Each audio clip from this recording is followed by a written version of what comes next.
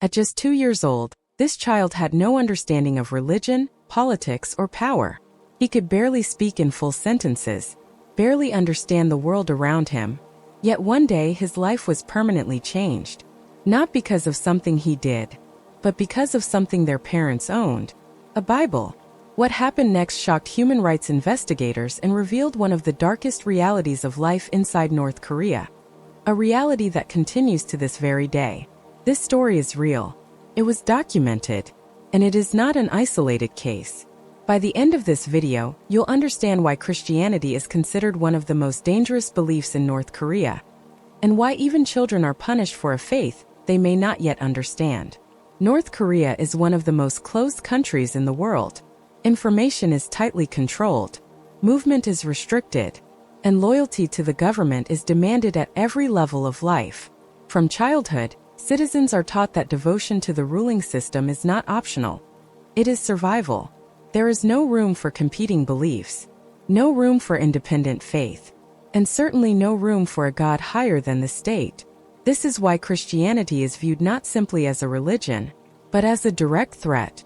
In 2009, one family lived quietly within this system. Outwardly, they followed the rules. They blended in. They said what they were expected to say. But privately, they held on to something forbidden: a Bible. They did not preach publicly. They did not gather crowds. They simply believed quietly, carefully, and in secret. But in North Korea, secrecy does not guarantee safety. In many parts of the world, owning a Bible is ordinary. In North Korea, it is considered an act of defiance, because faith introduces an idea the government cannot control, that ultimate authority belongs to God, not the state. Even silent prayer is seen as dangerous. Even private belief is viewed as disobedience.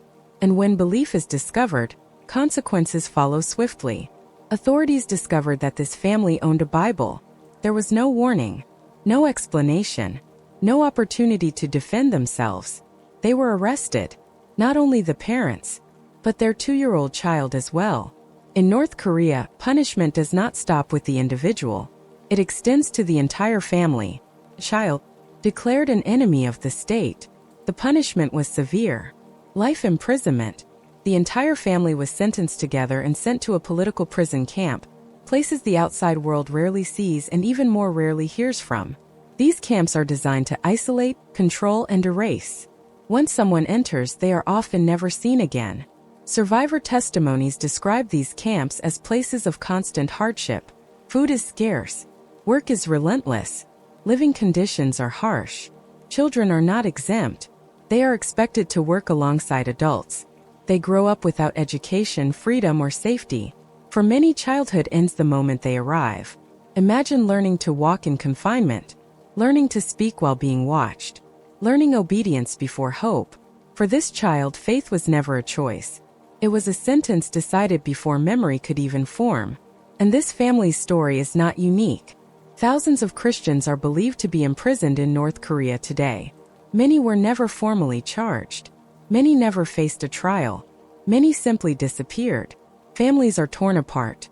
Children inherit punishment for beliefs they did not choose. Christian persecution is not something that belongs to the past. It is happening now. So why don't we hear these stories more often? Because information rarely escapes. Because witnesses are silenced. And because fear thrives in isolation. Stories like this struggle to reach the outside world, but when they do, they reveal a reality that demands attention. For believers around the world, this story raises difficult questions.